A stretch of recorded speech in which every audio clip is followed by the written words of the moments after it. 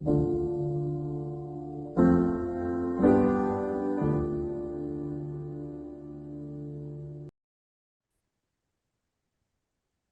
everyone, and welcome to another episode of the Compelling Conversations podcast. Today, I'm very excited to be joined by my friend Shekhani. Shekhani, thanks so much for being here. Uh, of course, man. Thank you for having me. It's a pleasure being here and it's an honor being here, to be honest. Yeah, we have been trying to do this for a long time, and it's finally come. So, yeah, I'm very happy about this. And what I wanted to begin with, man, is something I've told you many times in real life. You're one of those rare guys that anytime I meet you, you're just always smiling. You're always in a good mood. Even if it's not the best day for you, you try to put off that positivity. And I love that because it's rare. It's not easy to always stay upbeat like that. Where does that come from for you? Have you always been that way? Or what made you this way? Man, first off, thank you for saying that. I really appreciate it. It hasn't always been this way, I'm not gonna lie. I think it's just a mindset of always being happy. Like if you have that mindset of always saying Alhamdulillah and moving on from stuff, even if stuff aren't going right, it's like having to trust in Allah, right? And who are we to be sad and who are we to complain when there's people around the world that are struggling twice as hard as us, right? Like like look around, dude. We're fortunate. Alhamdulillah, we have a house, we have a roof over our head, we have food on the table, we have education, and half of these stuff like you can't find in other areas, right? We're so fortunate. I feel like often we try to not necessarily make ourselves sad, but we're so like focused on the negativity and the stuff that we don't have that we forget like what we have. And so I just constantly try to remember that, and I constantly try to remember how fortunate we are. And as to smiling and stuff, like it would be mainly because like I think whatever energy you give off is the energy you're gonna get back, right? So if I'm always positive and happy, alhamdulillah, I might find that to someone else, or like that energy might come off towards me, right? And of course, the Quran it mentions how smiling is sunnah. So that's the main reason why I always try to, try to stay positive and keep pushing regardless how it goes or regardless how my day is going. So I guess that hopefully answers the question. No, it's awesome. Thanks for sharing that. And I like how you said that you think that the energy you give off to people is the energy that, would come back to you. Does it ever happen where you're giving off that positive energy and it's not coming back to you? What do you do in situations like that? Oh yeah, of course. In situations like that, you just be yourself. I mean, like if I feel like someone else is not giving me that energy, I simply kind of like try to see what's wrong. Like sometimes it's something that's always there. First it's just trying to make sure they're good. And not everyone's gonna vibe with you, right? Not everyone's gonna be there and not everyone's gonna have that positive energy. I think it's very important to protect your energy, right? So if you get that negative energy and that lonely, like not lonely, that's not what I meant, but if you get that negative energy, just kind of take a step back. Not everyone likes that and not everyone's ready for that kind. Not everyone's gonna have that happy energy like from the start, right? Like some people have layers, right? So first you got to get to know them and then they get comfortable with you and then that side comes out. So I don't really judge, I just give people time and space. You just worry about yourself pretty much. Time and space, important thing. And layers, man. Remind me of Shrek. Ogres have layers like onions. It's Yeah, true no, most though. definitely. It is, Yeah. man. In those situations, or another thing I wanted to ask was, it isn't easy to always be so upbeat. Or do you think it is actually? Or what are your thoughts on that? I don't think it's always easy to be upbeat. Sometimes you just got to take a step back and, take time for yourself, right? Like it's okay to be sad. It's okay to be, if you're grieving, but it's always important to like come back up, right? Like you don't want to hit rock bottom and you don't want to give yourself excuses to always be sad or upset at everything. You got to look at the other side of all the positivity that's around you. And there's so many that you could look at. So I don't think it's necessarily like easy, but it's once you get into that mindset, over time becomes easier. Yeah. No, I believe it. I watched this movie called Dungeons and Dragons, and anywhere I go, I keep telling people, guys, it's such an amazing film. It's so fun to watch. And what I loved about it is the main character, Chris Pine. Hmm. He's optimistic from beginning to end, you know, even at like the climax of the film where everything is going rough for him, when everything's doomed, so to speak, he still remains so positive and optimistic. He keeps his cool.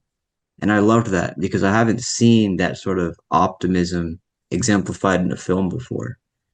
Right. So I admired that. I was like, wow, it's possible. It's not like people can be optimistic and then they have to break down and then get back into it. They can continuously remain optimistic even when things are going tough. So I loved that. And yeah, I wanted to share that. I think it's cool. Yeah, I haven't seen that movie, but you saying that makes me want to watch it. I'm like, I want to see Dude, that. it's such a fun movie. I haven't had a good time like that Hmm. in a long time after watching the movie. It's like a month ago or something. It was Right. good. It was really good. So funny, you I'll look know? into that. Yeah, most definitely I'll look into it, bro. It's something you always Yeah, gotta look into, right? Like seeing people from like it's a movie though, but like seeing people, oh, nah, let's talk about this. So you know how someone says something like you said, I'm always positive and stuff. And then I don't personally think this about myself, but let's say me within myself, I'm like, oh nah, like I'm not like that. So like the way people like see you, everyone has a different view of they like everyone has a different point of view about you. So you might think I'm positive, while someone else might think I'm like a horrible and negative person. So true. Very that's true. always something to think of, right? Yeah. Yeah. No, it's very true. I feel that like all the time. And I feel like that's just part of human nature. Hmm. We it's not like we just have different faces for different people. Yeah. Yes. It just ends up being that way. I like how you said that. I feel like, sometimes people are like, that's fake, but, or they label it as fake, but there's always a certain face you have with like certain people, right? Like, you should always keep it the same, but like, let's say you go to work, you have a different face, you go to school, you have a different face, and then you meet your friends, and it's a different face, which is crazy to me. Yeah. I remember when I was 19, I was really caught into this idea like, man, I want one face for everyone. The way I Hmm. talk to my parents versus my professors versus my manager versus my coworkers or friends or whatever. I want it to be like the same, you know?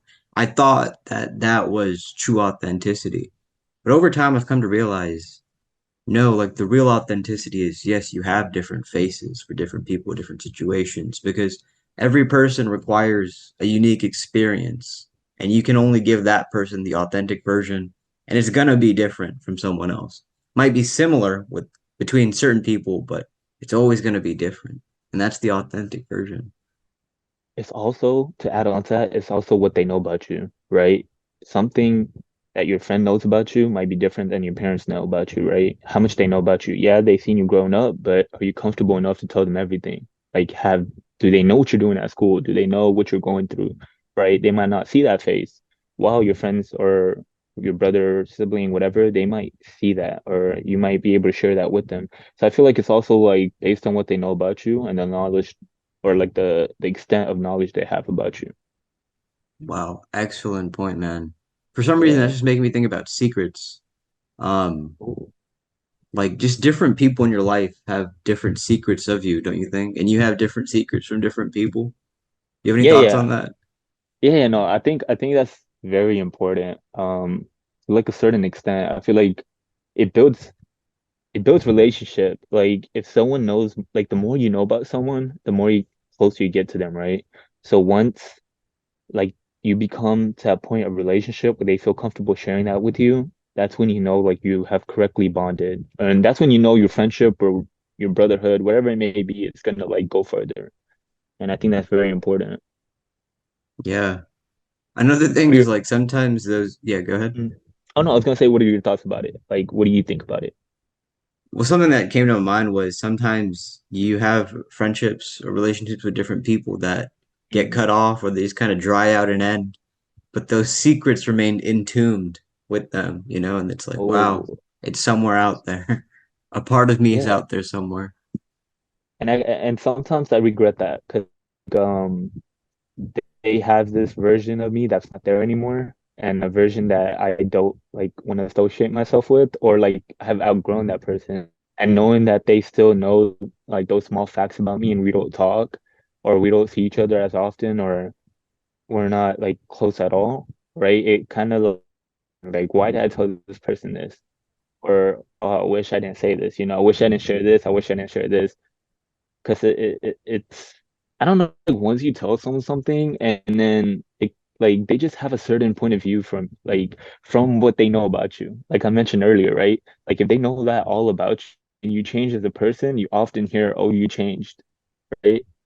So I think that's why you got to be careful on what you tell others, right? That's why you really got to be careful because what if you share something and you guys aren't friends anymore, and later on they, spread that around about you? You don't want that image around. And I think that's why it's always, as a Muslim, I think that's why it's always important that you stay as a good character. And that's why it's very important that you're always on, like, regardless if people know about that, Allah knows about you, right? Allah is always watching you. And that's why it's like so important, man. It's crazy. Yeah, it is. It's very interesting that you're saying this stuff. Hmm. Um, yeah, no, this whole topic is just interesting to me right now because they're carrying parts of ourselves that just don't exist anymore with them. Hmm. It's yeah, like that, like you said, that person. I'm not that person anymore, but that's the image that they have of me up there. And it It's sucks. Like, especially like let's say, especially during high school, I would say I wasn't as religious, or I wasn't not necessarily religious, but I wasn't as involved. Say I didn't like the way I carried myself back then. And Alhamdulillah now, like I feel like I've gotten way more closer and have gotten like more friendship and relationships that are like related to Islam and get me closer to Islam, right? And so looking back, I'm like, man, like what was I doing or what was I thinking, right? Because it's like you have that image of yourself too, and I think that's where growth comes from, right? You have that certain image of you, and you know where you messed up, and you know what you're doing correctly, and from that you could build up, right? And constantly, once you see that growth, you realize how much control you have of your life, like how much you could change yourself. And honestly, it's like, although these people might have a different image of me, I shouldn't personally care, right? Because at the end of the day, I know I'm growing. At the end of the day, I know I have a better relationship with Allah than I did back then. And I know that I'm fixing those, mistakes or whatever I did in the past, right? So I think yeah, that's also something to think about because I feel like as a society, we're so worried about everyone else and what everyone else thinks, we often forget how we should feel about ourselves, right? So that's that's like, beautiful. And yeah. it's making me think just this idea that you don't need their permission to grow. You don't need their permission to be better. Mm, That image or whatever might remain, but you don't have to go out into the world and meddle with every single way a person perceives you. You just be the best version of yourself. And then this is another thing that I was thinking about was the mm. beauty of just meeting new people Oh because yeah, like we get so caught up in thinking, oh man, like this is my life. These are the only people I know. This is the only community I have. But then over time, you meet different people slowly, slowly. You realize, wow, like there's so many people out there, and I just didn't know they existed. So you don't have to feel like you're stuck with a particular set of folks. I definitely agree, man. And I think that's where, how they say like the people you surround yourself is very important. And I feel like that, like, to like bounce off what you said, that's very important because if you surround yourself with people that aren't doing you any good, you can't expect to do good, right? And and you mentioned like meeting new people, and honestly, I love that because it's just so beautiful to see like all these new faces, all this new energy, all this, like you never know when you meet someone and they could have a huge impact on you, right? Like you can meet someone random and they turn into your best friend, which is crazy to me. You can meet a stranger and they end up becoming someone that like you're gonna know for the rest of your life. And I think something that's very important to keep in mind is it's not about how long you known someone, it's how like long it's not about like how long you known someone, it's about how deep that connection goes when you know them, right? So like like I mentioned high school, right? Like having those sense of friends. Alhamdulillah, I still have friends that are been with me through high school. But throughout that stage of going to college, you break out of these friendships and you notice that some of these people aren't the best people for you. Or you notice that all these new faces you met that how you mentioned like everyone has like a new face and new experience and you never knew that they existed until they did, which is crazy to me. It blows my mind. And I feel like Allah puts that in your life. Like I could go so deep into this. I'm gonna keep Please yapping do. about Please do. I'm gonna keep yapping about this. So I'm gonna mention one of my best friends, Zaire Huck. You know him and Amazing you met man. him. Bro, Allah Mubarak. That man's amazing. Like it's crazy to me how we met, and it's crazy to me how our friendship, alhamdulillah, has been growing over the years, right? I only known this guy for a year. Like it's been a year, and I feel like I've known this dude since forever. And the way we met was we met at the MSA banquet last year. And it's crazy because I didn't know this dude and I like kind of knew of him, right? My to add context here, my non-religious friend named Jilson, he met him, right? And I think you met Jilson too. I'm not sure. But he's a really great guy too. He's my other best friend. Okay, keep it short. Basically, he dragged this banquet and I met Zaher there, right? And it's crazy because right when I walked in, he was like, "Hey, I saved you guys a seat." Crazy to me. Like he saved us a seat where it was a circle, a table group of like non-Muslim people and like people that have never been to MSA events or like are new to MSA. Just that gesture made me feel so welcome, bro. Like it was insane. Like when you meet someone and you know they're pure, like that's exactly what he gave off. And I was like, wow, like whoa, like it's hard to come by those kind of people, and that's why I cherish that so much. And it's crazy to think that that was a year ago, and looking back now to like current times, it's just man, you don't realize how that one friendship or that one person could change the way you think, the way you act, just kind of like make you or help you grow. And that's why earlier I was saying Allah puts those people in your life, and it circles back to like just always Allah knows everything, man. Allah writes everything, and you could plan and you continue to plan, but Allah has a better plan for you. Yeah. I That's feel like I phenomenal, man. That was phenomenal. And I'm curious, yeah, were you looking for a new without friend or something, or that just happened? actually wasn't. It just happened. I feel like it was in a stage where I think it was honestly it sounds cliche, but like it was a dua that got accepted, right? And I don't I know. love That's it. kind of yeah, I love alhamdulillah. that. Like yeah, because I would always ask like, provide like I would ask Allah like provide me good friendship that would benefit me and, connect me in a way that gets closer to you. And I feel like Zahara is that one connection that got me into MSA and got me involved in the community. And I feel like I always tell him this, right? I always tell him, I'm like, without you, I don't think I would be as involved or as like impactful as I am today without him.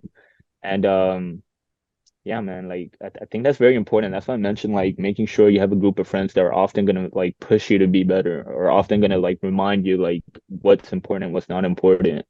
And yeah, man. I think that's one of it. Yeah.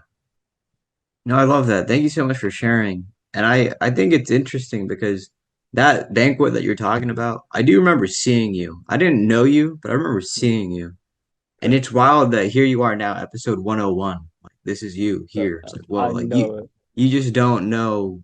Yeah, like you just said, you just don't know. You meet a person or you might see a person, you have no idea what sort of connection might come out from that later on.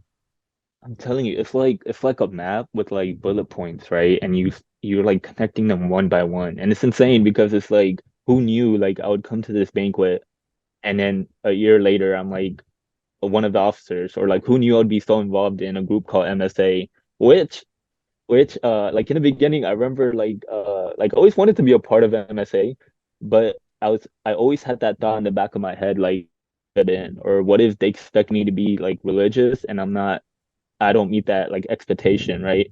And I remember at one point, like I was like, dude, what if I walk in and they stop me and they're like, okay, like, do you know the whole Quran? Like, tell me this and this and this. And I'd be like, bro. But no, I love about it. Like, I think that image of like MSA, a lot of people have different stereotypes of it, right? And they have different images of it being too strict or not being welcoming, or you have to know or have to have a certain sense of like religious, I guess, right? But I think they're really like welcoming. What would you say your experience are with MSA? Like personally as you? I thought that it's been pretty amazing. Yeah, it's been cool to meet all the people that I've had a chance to meet, and it was a great place. It was a great place to just to feel like you have a place. You know, Yeah, to feel 100. like you have a place. It's really great in that regard. And I feel like that's really important in college. Like having a place where you can go to because like in college it's very easy to kind of get lost with so much like stuff around us. You know what I mean? I Uh, do, and actually, this is all reminding me of something else that I want to ask you was, mhm. um, have you always been as connected to the dean as you feel like you are now? Or was this also a process? And if so, how did it come to be? Ooh, okay. Um, it's been a process. I don't feel like I've always been this close to my dean. Alhamdulillah, I feel like I've grown a lot in a couple past years. And I think it came about just like I wouldn't say hitting rock bottom, but like not rock bottom. I don't want to say that because I feel like that's totally different. But I think it was a realization that I wasn't doing enough, right? Like it was just, man, like, what am I doing, right? It was just I have to do better. And I think once I came to that realization that I'm not doing enough or like the path I was going down isn't good enough or it's not going to end me where I want to be, that's when that automatic switch came and I was like, okay, I need to start working on myself. And that happened during junior year of my high school, I would say.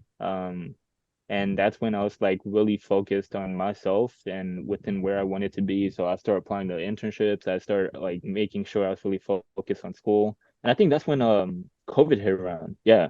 And so when COVID hit, you have the isolation of everyone, right? And it really makes you think like man, what am I doing, right? Because often we're so busy with everything else, like you don't get time to sit alone and think. And it's like you're so busy trying to take care of everyone, or you're so busy trying to take care of organizations or anything, outside of taking care of yourself. And once you get into that mindset that you have to take care of yourself and you got to put yourself first, I feel like that's when that switch came about. And then also one more thing, it was like if I think that switch also came where I wanted to get closer to my dean, especially to the fact that the afterlife, right? Like if I don't put in the work right now, I can't expect to be in like Jannat, right? I can't expect to automatically get a pass into like heaven, right? You can't really expect that unless you put in the work. And I think from there it was just like a constant process, but it was a slow process. I'm not gonna lie. Like, it wasn't something you do overnight where you're like, okay, like I'm good to go, right? It's something that you slowly do it. It's something that you have to really sit and you have to write down what is stuff that you need to improve and what is stuff that you could do better, right? So let's say like for instance, let's say like, we have to pray 5 times a day. Let's say you notice that you're only praying 3 out of 5. You know that you're missing two. What are the two that you're missing, and what are ways that you that, right? And that could be like that could include like praying at school, right? Like let's say one of them could be you're attending classes and you don't get time to pray within that time period. You could, easily walk out, pray real quick, and jump back right in, right? We have to stop thinking that we're oh, sorry. This I lost my train of thought here, but we have to make sure we're scheduling ourselves around our dean. Yeah, that's what I would say. I remember there was a MSA Ramadan event a couple years ago. It's like my first time that I ever attended anything Ramadan related with the MSA. And they had handed out all the dates among all the people there. And the azan is going off. And I remember I had the date in my hand. And for a second, like I'm looking around at other people. Are there people eating? but then it hit me like, wait, the azan is going off. Like, what am I doing? Like, it's time to eat, you know? Right. And this is reminding me of what you're sharing because sometimes we look at other people and other people have different levels of, religiosity connected to their Hmm. faith. And we might feel like kind of confused looking at all the other people, like who's where, or like, is it time? Am I good enough? Kind of like a comparison sort of a thing. But then it's like, wait, you got to just focus on the azan. You got to focus on the source. Like, Mm. oh, this is what I'm supposed to be. And like, it's I time. love It's that. time. Dude, I love So that. That's dang, that was deep. Like when you think about that, that's deep. It's like we're so focused on everyone else. Like everyone's on a different level. And at the end of the day, this isn't a race. Like we generally feel like that because how society sets us up, right? Like you have to finish school at a certain time, you gotta have a job at a certain time, you have to get married at a certain time, you have to have kids at a certain time. But in reality, it's like you don't. Like you really don't, as long as you're taking care of yourself and your family, and not everyone's gonna be on the same path, or not everyone has to go down the same path as society puts it as. And I really like the way you mentioned the azan and like having a date in your hand. It's like you have something right there, but you're not able to see it, right? yeah, It's crazy, yeah. man. Some people they've got the seed in their mouth while you're still holding it. But like that's Yeah, cool for them. Like they're done or they're on to whatever else. But yeah, just focus on what you have and make sure your connection is secure with that is on. right. It's like having the key, but you're not because you're so busy trying to find other doors. Could you Ooh, repeat that again? That was good. yeah, yeah. So I was like, it's like having a key in your hand, but you're so like, wait, what did I say? It's like having a key in your hand, and you're so focused on opening other doors, but the door is like right in front of you, Oh right? yeah. So, yeah. Oh, and that was kind of Yeah. fire. No, no, no. It definitely was. It definitely was. Another thing that all this is reminding me of is I was watching a video of Sheikh Amar yesterday with my parents, and he had this thing where he was talking about how everybody knows celebrities or whatnot, athletes, but nobody DMs them, hey, can I have $1 million or something? Mm, Because we already know we're not expecting that they're going to respond to us. right. However, it's very different with Allah because there is absolutely that expectancy that He hears and He will deliver. He will answer. And I just thought that was so beautiful. And it really changed my perspective on having a connection with them that he definitely hears you. There's definitely that expectancy that he will answer. I thought that was so beautiful. Yeah, man. That reminds me of it was like if you walk towards me, I'll run towards you, right? Or I believe that's how it goes, if I'm not wrong.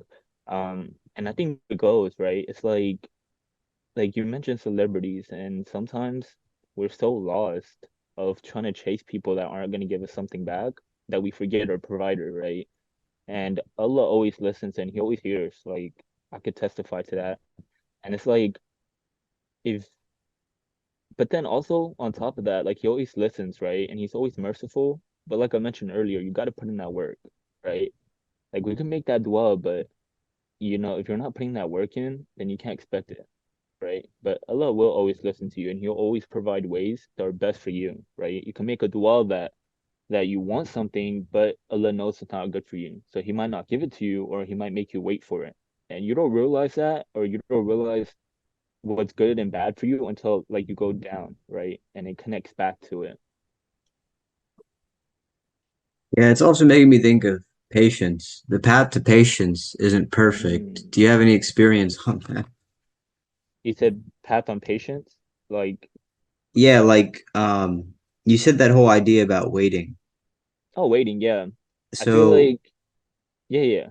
So waiting, I feel like patience, it's like, oh, how do I put it? Hold on, let me gather my thoughts. sometimes you have to be patient, but Yeah. you lose yourself sometimes.